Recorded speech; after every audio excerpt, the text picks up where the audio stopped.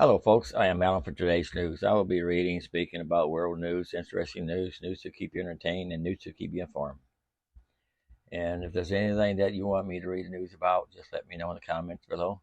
And I thought this one here was interesting. I'll have the link to it in my description box it's on YouTube. It's called "This U.S. Laser Aircraft Carrier is Ready to Beat China." It's called HELIOS. I just play a little bit of it. It's about 10 minutes long. Fired a Kh-47 M2 Kinzhal at a target in Ukraine during the invasion of the country. Russia and China have clearly hit the ground running in the hypersonic missile space. Their weapons have left those of the U.S. in the dust, quite literally. This could be because the U.S. is significantly more focused on laser-directed energy weapons than hypersonic missiles. And although China has developed its 30-kilowatt LW-30 laser weapon to a point where it can counter drones, missiles, and low-flying aircraft, the U.S. remains unrivaled when it comes to laser weapons, thanks to decades of a head start. In fact, the U.S. Navy has already tested and approved a laser weapon that's 400% more powerful than that of China. This laser weapon is the high-energy laser with optical dazzler and surveillance, or HELIOS for short, and it is currently deployed to burn down the widest range of threats from the deck of the USS Preble destroyer. HELIOS development on destroyer. HELIOS is a 60 to 120 kilowatt high-energy laser weapon developed by industry leader Lockheed Martin, whose 40-year experience in directed energy hadn't gone unnoticed by the Navy. HELIOS's development contract, amounting to $150 million, was issued in 2018, and by 2022, the weapon was ready for installation, testing, and trials. HELIOS was installed on the Burke-class destroyer USS Preble, where it replaced a 20mm Vulcan cannon-armed Mk-15 Phalanx closed-in weapon system on the frontal section of the ship. With the installation complete, the $19 trillion testing and trials were next. And you can watch the rest of this. Like I said, the link will be in my description box. You can watch the whole thing. And let me get on to my other news here. First thing I got for you right here is from 1945. The Ukraine war is no template for Taiwan to stop a Chinese invasion. See what it says here.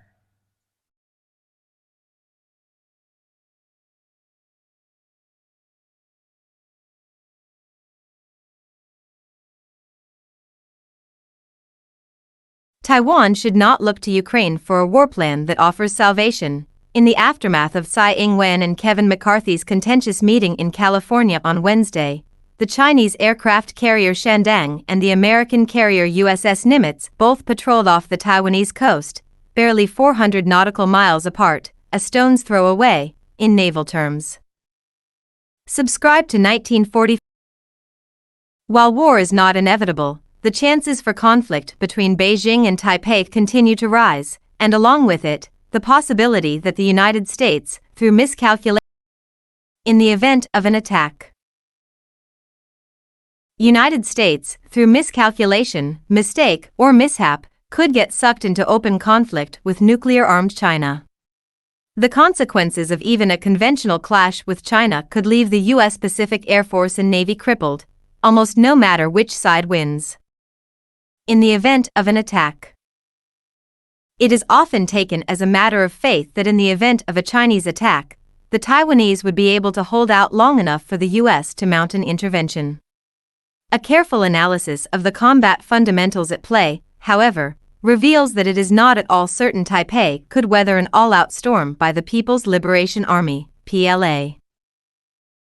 Many advisors in the West point to the war between Russia and Ukraine, and argue it has left the PLA unsettled about launching a military operation to capture Taiwan. It is at least likely China has scrutinized that war and learned lessons from Russia's war in Ukraine that will improve the PLA's chances. A careful examination of the conditions existing between Beijing and Taipei reveals that in some key categories, a Chinese attempt to forcibly take Taiwan is less challenging than Russia's attempt to conquer Ukraine. And you can read the rest of this in my description box if you like. Let's go on to the next one here. It's from Market Insider. Oil demand will hit a new record in 2023, driving up prices as supply declines, IEA says.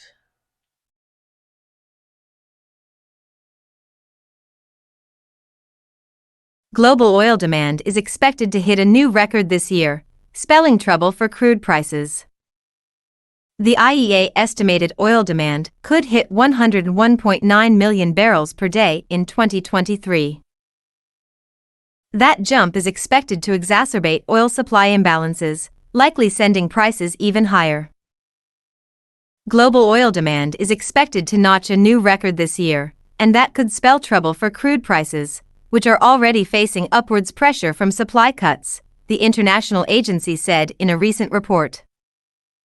The energy watchdog predicted the world's crude oil demand would jump to a record 101.9 million barrels a day in 2023, up by 2 million barrels a day from last year. Developing economies could account for 87% of the expected demand growth this year, the IEA said, while China alone could account for at least half as its economy continues to reopen. Meanwhile, the global supply of oil is still under stress. OPEC Plus announced a surprise production cut earlier this month of over 1 million barrels a day. Russia, which is a member of OPEC Plus, said it would extend its cut of 500,000 barrels a day cut through mid-2023. Our oil market balances were already set to tighten in the second half of 2023, with the potential for a substantial supply deficit to emerge. The latest cuts risk exacerbating those strains, pushing both crude and product prices higher. Consumers currently under siege from inflation will suffer even more from higher prices, especially in emerging and developing economies, the IEA said. Full screen. Oil prices briefly spiked into the triple digits last year as Russia's invasion of Ukraine created chaos in markets. Prices have since eased, but the new cuts from OPEC Plus would likely more than counteract any non-OPEC Plus production increases this year, the IEA said. West Texas Intermediate crude is up 2.4% year-to-date, and Brent crude, the international benchmark, is up 1.6%. And that looks like that's all they got on that one there. Let's go to the next one here. Okay, this one here, I thought was interesting. This is from Motor Biscuit. How often should you change your oil? Annually may not be enough.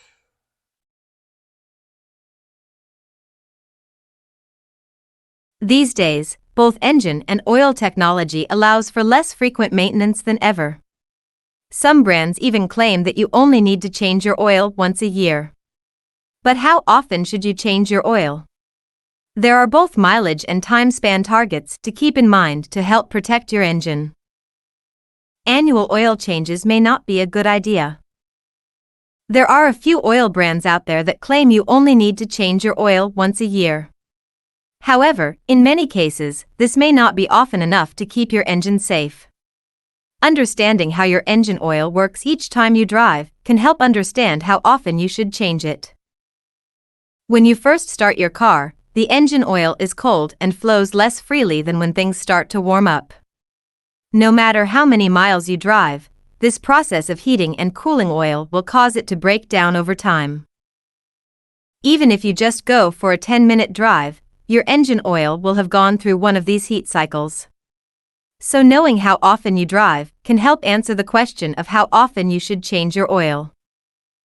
Each time your oil goes through a heat cycle, its chemical properties degrade. Over time, this leads to oil that flows less at cold temperatures and loses its viscosity at higher temperatures.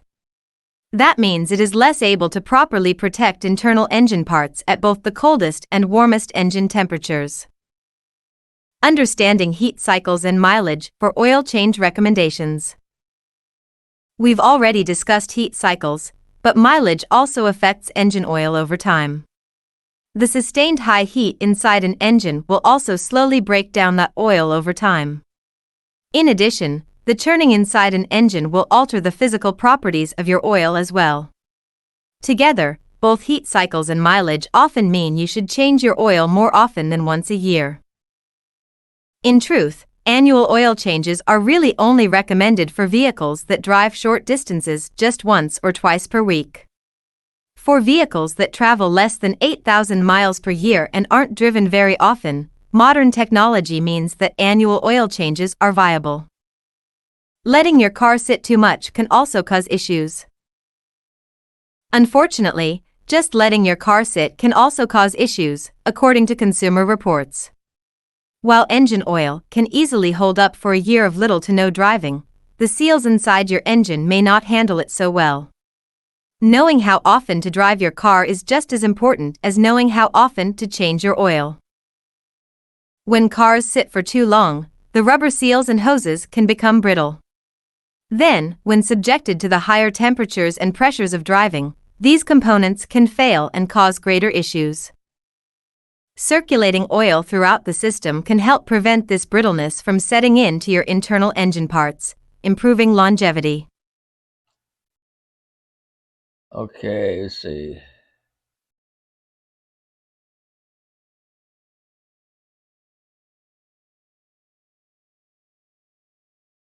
What is the best interval for oil changes? While recommendations vary, a good rule of thumb is 7 months or 7,000 miles. This allows for oil changes often enough to maintain proper lubrication without throwing unnecessary money down the drain by changing your oil too frequently. Keep in mind that this only applies to modern synthetic oil in modern engines. Older cars and conventional oil change recommendations will be closer to 5 months and 5,000 miles, if not more. The post "How often should you change your oil?" annually may not be enough appeared first on Motor Biscuit. Okay, on my Ford Ranger I was doing it every 3,000 miles, but I was driving quite a bit. On my 20, there might be a lot of truth to this. On my 2019 Volkswagen Atlas, it has an AGM battery. I was told that they last 3 times longer than conventional batteries. But after a couple of years, the battery conked out. I thought it was the alternator. I took it to the shop. I told them, the battery shouldn't have stopped so soon. They asked me how many miles on it. I said 65,000 because, it's a rental. He said, that's because, it's like a 5-6-year-old vehicle then. You go by the mileage besides you go by the date besides the mileage, in other words. So that's something to keep in mind too. And let me go to the next one. This from Fox News. Biden administration approves massive gas pipeline project and huge blow to climate activists. So is Biden giving up now? Let's see.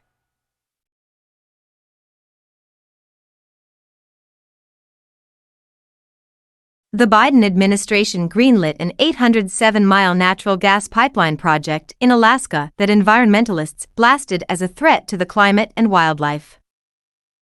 The Department of Energy, DOE, issued a supplemental record of decision, reaffirming its original approval of the project in 2020 under the Trump administration, but amending it to include additional environmental protections. In addition to the pipeline, the $38.7 billion project proposed by the state-owned Alaska Gasline Development Corporation, AGDC, also includes liquefied natural gas, LNG, export infrastructure. The Department of Energy today issued an order amending a 2020 decision to impose new environmental requirements that prevents venting carbon dioxide, in addition to reaffirming all prior environmental conditions, the DOE said in a statement. This order does not approve construction of the project that was done by the Federal Energy Regulatory Commission, FERC, in 2020. This order also does not evaluate the long-term viability of the project related to factors outside of DOE's regulatory scope, the statement continued. FERC, an independent agency, has regulatory oversight of the siting, construction, and operation of the Alaska LNG project. The state of Alaska's AGDC is developing an Alaska LNG project and has not yet reached a final investment decision on whether to construct the project at all. Massive oil project sparked civil war within Biden administration, lawmakers say. The AGDC, which the Alaska State Legislature officially created a decade ago with a mandate of maximizing the state's vast natural gas reserves, first proposed the LNG pipeline and export project in 2014.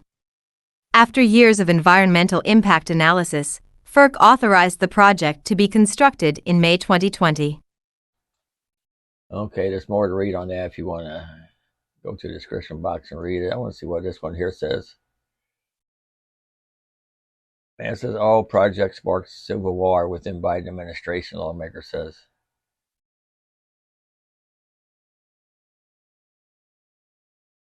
There are administration officials today who are not viewing this as good news, said Lisa Murkowski told reporters.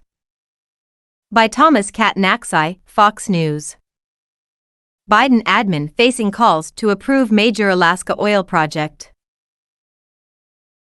The approval process for a massive Alaska oil drilling project sparked intense disagreements within the Biden administration that culminated with a tactful media leak late last week, according to two senators who advocated for the project. President Joe Biden and senior White House advisors ultimately made the call to greenlight the Willow Project, a drilling project that its developer, ConocoPhillips, forecasted to produce up to 614 million barrels of crude oil over its 30-year lifespan, but faced stiff opposition from officials elsewhere in the administration. Alaska Republican Senators Lisa Murkowski and Dan Sullivan told reporters during a call Monday. Were there people within the administration, within the Department of Interior, that were working to actively kill this? Absolutely, positively, Murkowski said. I don't think you have to name names. Let's just put out there that this administration has made no secret of the fact that they want to move beyond oil. There are absolutely people in the administration today who are not viewing this as good news, she continued. I think they tried to actively work against us, and they worked against us right up until the end. And there's more to read if you want to read the rest of it. Let me go on to the next one. We can handle that one. Okay, just from the Insider. A large number of gun crimes are committed using guns stolen from unlocked cars. A Louisiana lawmaker now wants to hold those car owners liable. Yeah, there was a St. Louis County Police in St. Louis. He was at church and had his taser, his gun, his belt, everything stolen out of his personal vehicle at church. Let's see what it says here.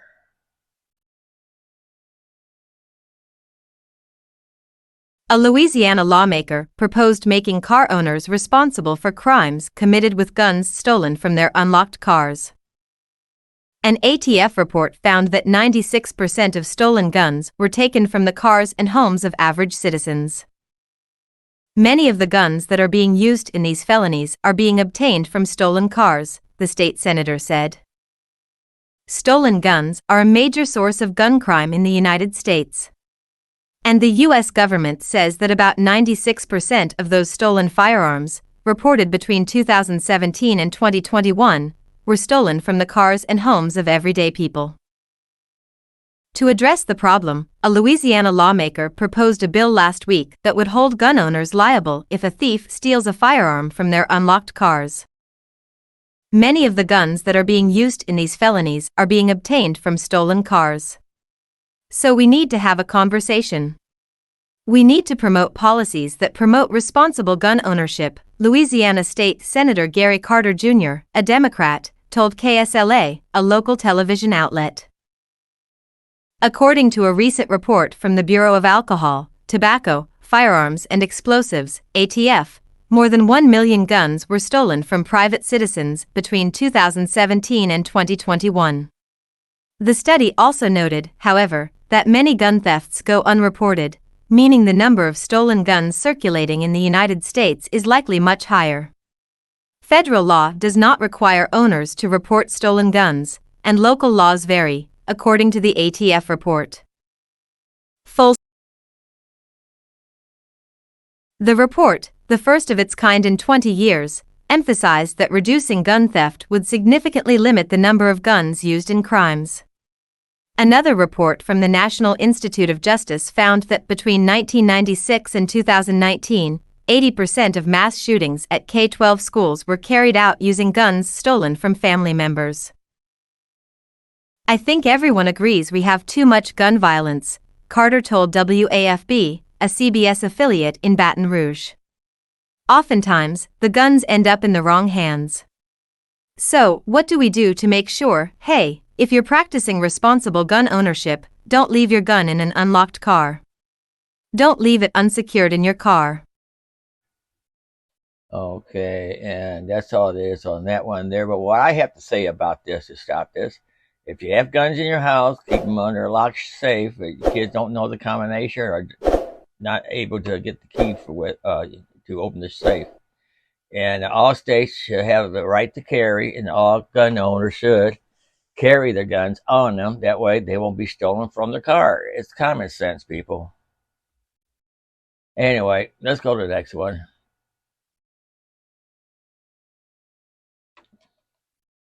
This one here from the Associated Press. China protests U.S. sanctions of firms dealing with Russia.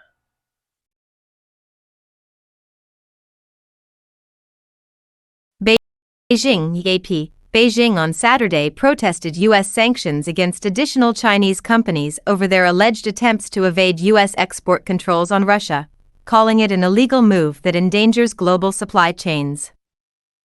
The U.S. Commerce Department on Wednesday put 5 firms based in mainland China and Hong Kong on its entity list, barring them from trading with any U.S. firms without gaining a nearly unobtainable special license. Washington has been tightening up enforcement of sanctions against foreign firms it sees as providing assistance to Russia in its war against Ukraine, forcing them to choose between trading with Moscow or with the U.S.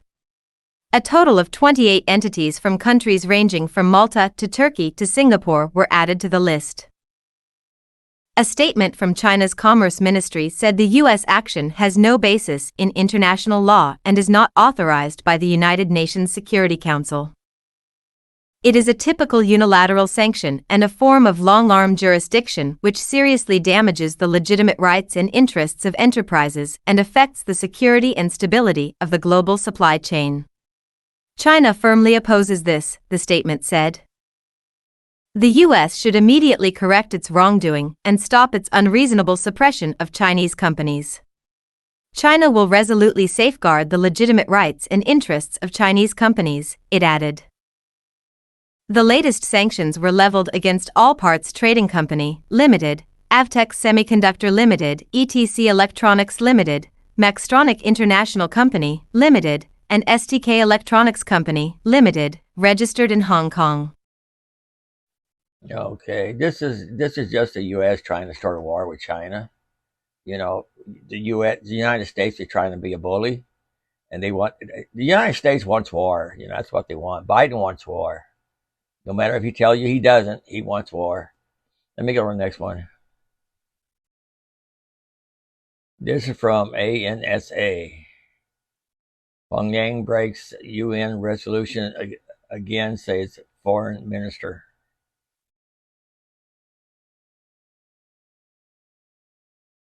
ANSA, Rome, April 15. North Korea has broken UN resolutions again in its Thursday launch of a solid-fuel intercontinental ballistic missile, ICBM, for the first time, the Italian Foreign Ministry said Saturday.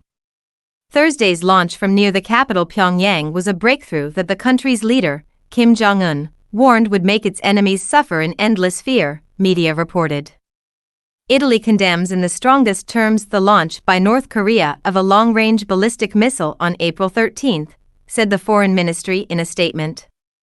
This new missile launch constitutes a further blatant violation of the relevant UN Security Council resolutions and represents a threat to international peace and security, as well as undermining the global non-proliferation regime, it said. ANSA. Sponsored content. And that's all I got on that one there. Let me go to the next one here. This is from Fox News. Train carrying hazardous materials derails in rural Maine. Residents warned to stay clear.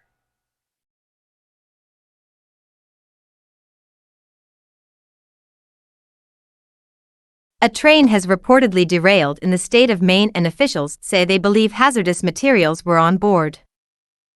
Train derailment with fire north of Rockwood, hazard materials please stay clear. The Rockwood, Maine Fire and Rescue posted on Facebook Saturday. The fire and rescue team posted a photo of the incident that shows a derailed train and a fire burning in a snow-covered forest area. Rockwood Fire and Rescue did not immediately respond to a request for comment from Fox News Digital. 70-car train derails in North Dakota, spills hazardous materials, officials. It is unclear if anyone was injured during the derailment. Read on the Fox News app. Rockwood, Maine, is located on the western side of Moosehead Lake in the northern part of the state, roughly 45 miles from the Canadian border. The railroad tracks in that area of Maine are owned by the Canadian Pacific Railway, Fox 23 Maine reported. Canadian Pacific Railway did not immediately respond to a request for comment from Fox News Digital. Okay, that's all on that one there. Let me click this other link here. See when this happened.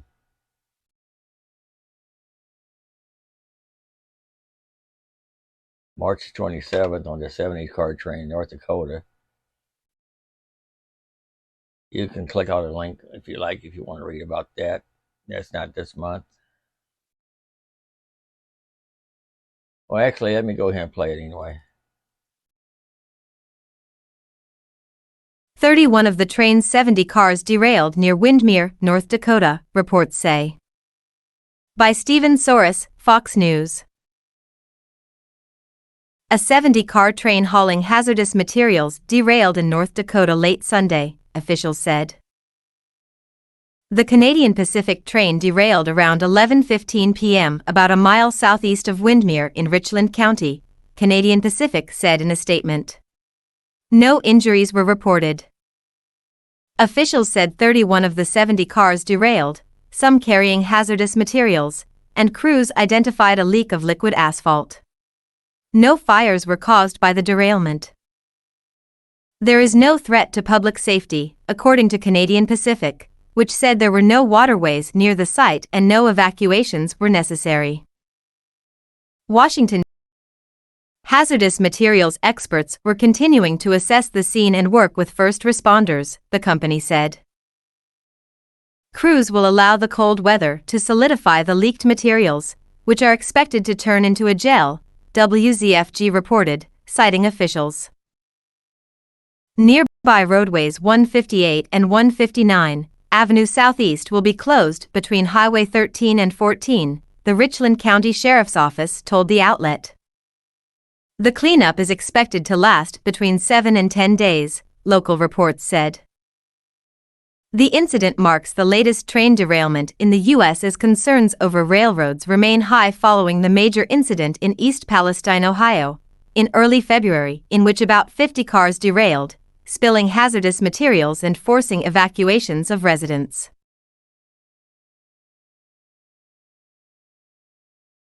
And that's all there is to read on that one there. And for my last one here. Oh, no, that's my last one. Anyway, hope I gave you some information you can use. I hope you like my news. Let me know if there's anything you want to hear about. And like I said, I'm Alan for today's news. I will be reading, speaking about world news, interesting news, news to keep you entertained, and news to keep you informed. So, until next time, thanks for watching. Later.